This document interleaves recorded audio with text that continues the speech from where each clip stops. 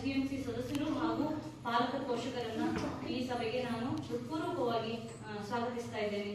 ಪ್ರತಿಯೊಬ್ಬರಿಗೂ ಕಂಪೌಂಡ್ನಲ್ಲಿರತಕ್ಕಂತಹ ಮತ್ತೊಂದು ಶಾಲೆ ಅಂಗನವಾಡಿಯ ಕಾರ್ಯಕರ್ತರನ್ನ ನಾನು ಈ ಒಂದು ಸಭೆಗೆ ತಮ್ಮೆಲ್ಲರ ಪರವಾಗಿ ಹಾಗೂ ವೈಯಕ್ತಿಕವಾಗಿ ಹೃತ್ಪೂರ್ವಕವಾಗಿ ಸ್ವಾಗತಿಸ್ತೇನೆ. ಈ ಕಾರ್ಯಕ್ರಮದಲ್ಲಿ ಉಪಸ್ಥಿತರಿದ್ದಂತಹ ಎಲ್ಲ ಪಾಲಕ ಪೋಷಕರು ಹಾಗೂ ಈ ಒಂದು ಶಾಲಾ ಕೇಂದ್ರ ಬಿಂದುಗಳಂತಹ ಮುದ್ದು ಮಕ್ಕಳು ಹಾಗೂ ಅಂಗನವಾಡಿಯ ಮುದ್ದು ಮಕ್ಕಳನ್ನ ಹೃತ್ಪೂರ್ವಕವಾಗಿ ಈ ಕಾರ್ಯಕ್ರಮಕ್ಕೆ ಸ್ವಾಗತಿಸ್ತಾ ಈ ಒಂದು ಸ್ವಾಗತ ಕಾರ್ಯಕ್ರಮವನ್ನು ನಾನು ಮುಗಿಸ್ತಾ ಇದ್ದೀನಿ.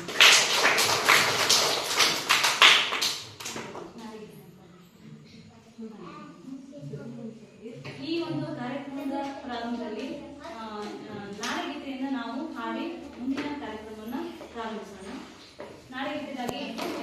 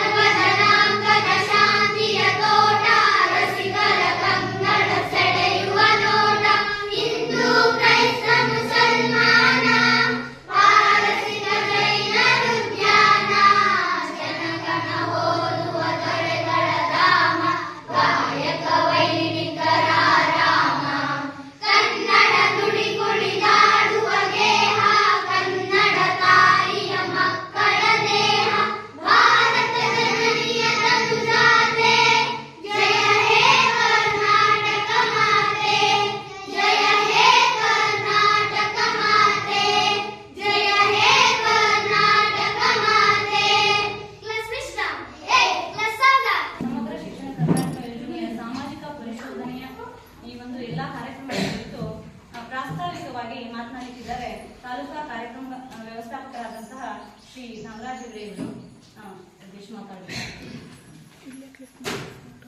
ಎಲ್ಲರಿಗೂ ನಮಸ್ಕಾರ. ನಮ್ಮ ಇವತ್ತು ಸಭಾ ಅಧ್ಯಕ್ಷರಾದಂತಹ ಶ್ರೀಮತಿ ವಿದ್ಯಾಲಯ ಶಾಲೆಯವರೇ ಹಾಗೂ ನಮ್ಮ SDMC ಅಧ್ಯಕ್ಷರೇ ಹಾಗೂ ಶಿಕ್ಷಕರೇ ಹಾಗೂ ಸಂಬಂಧಪಟ್ಟಂತೆ ಎಲ್ಲ ಸಾರ್ವಜನಿಕರೇ ಹಾಗೂ ಪಾಲಕರೇ ಹಾಗೂ ಮುದ್ದು ಮಕ್ಕಳೇ, ಇವತ್ತು ನಾವೇನಿದೆ 2022-23ನೇ ಸಾಲಿನ ಒಂದು ಸಮಗ್ರ ಶಿಕ್ಷಣ ಅಭಿಯಾನದೊಳಗೆ ನಾವೇನಿದೆ ಸಾಮಾಜಿಕ ಪರಿಸರ ಕಡ್ಡಾಯವಾಗಿ ಶಾಲೆಗಳಿಗೆ ಮಾಡಬೇಕಂತ ಒಂದು ಸರ್ಕಾರ ಆದೇಶ ಮೇರೆಗೆ ಇವತ್ತು ನಾವು ಸಮಗ್ರ ಶಿಕ್ಷಣವನ್ನು ಪ್ರತಿಯೊಂದು ಶಾಲೆಯಲ್ಲೂ ಕೂಡ ಈ ಒಂದು ಕಾರ್ಯಕ್ರಮವನ್ನು ಮಾಡ್ತಾ ಇದ್ದೀವಿ. ಇಲ್ಲಿ ಏನಿದೆ ಅಂದ್ರೆ ಇದರ ಉದ್ದೇಶ ಅಂದ್ರೆ ಸಮಗ್ರ ಶಿಕ್ಷಣ ಆಕ್ಚುಲಿ ತಮ್ಮೆಲ್ಲ ಗೊತ್ತಿರ್ಬೋದು, ಅದು LKG UKG ಅಂಗನವಾಡಿಯಿಂದ ಹಿಡಿದ್ಬಿಟ್ಟು 12th standard PU ಕಾಲೇಜಿನವರಿಗೆ ಸಂಬಂಧಿಸಿದಂತೆ ಈ ಒಂದು ಸಮಗ್ರ ಶಿಕ್ಷಣ ಒಂದು ಯೋಜನೆ ಜಾರಿಯಲ್ಲಿದೆ. ಇದು ಸರ್ಕಾರದಿಂದ ಈ ಒಂದು ಯೋಜನೆ ಮುಖಾಂತರ ಮಕ್ಕಳಿಗೆ ನಾವಲ್ಲಿ ಬೆನಿಫಿಷರಿ ಮಕ್ಕಳು ಇರ್ತಾರೆ ಆಕ್ಚುಲಿ ಅವರಿಗೆ ಏನಿದೆ ಈ ಒಂದು ಯೋಜನೆ ಏನು ಸರ್ಕಾರದಿಂದ ಸೌಲಭ್ಯ ಸಿಕ್ಕಿದೆ ಏನು ಕೊಟ್ಟಿದ್ದಾರೆ ಅದು ಬೆನಿಫಿಷರಿಗೆ ಸರಿಯಾದ ಆದರೆ ಏನಾದರೂ ಇನ್ನೂ ಹೆಚ್ಚಿನ ಒಂದು ಅಭಿವೃದ್ಧಿಗೋಸ್ಕರ ಸಂಬಂಧಪಟ್ಟಂತೆ ಏನಾದರೂ ಈ ಯೋಜನೆಯಲ್ಲಿ ಬದಲಾವಣೆ ಬೇಕಾದಲ್ಲಿ ನಂತರ ಏನಾದರೂ ತಮ್ಮ ಒಂದು ಸಲಹೆ ಸೂಚನೆಗಳಿಗೂ ಕೂಡ ಇವತ್ತು ಈ ಸಭೆಯಲ್ಲಿ ಹೇಳಲಿಕ್ಕೆ ಅವಕಾಶ ಉಂಟು. ಇಲ್ಲೇನಿದೆ ಸಾಮಾಜಿಕ ಪ್ರಶ್ನೆ ಯಾಕಾಗಿದೆ ಒಂದು ಸ್ಕೂಲ್ಗಳು ಕಡ್ಡಾಯ ಮಾಡಿದೆ ಅಂದ್ರೆ ಇಲ್ಲಿ ಪಾರದರ್ಶಕ ಆಗಿರಬೇಕು. ಯಾವುದೇ ಒಂದು ಯೋಜನೆಗಳು ಅದು ಅನುಷ್ಠಾನ ಆಗಬೇಕಾದ್ರೆ ಅಲ್ಲಿ ಪಾರದರ್ಶಕ ಮುಖ್ಯ ಆಗಿರ್ತಾರೆ. ಅಂದ್ರೆ ಅಲ್ಲಿ ಸಾರ್ವಜನಿಕರಿಗೆ ಅದ್ರ ಬಗ್ಗೆ ಅರಿವು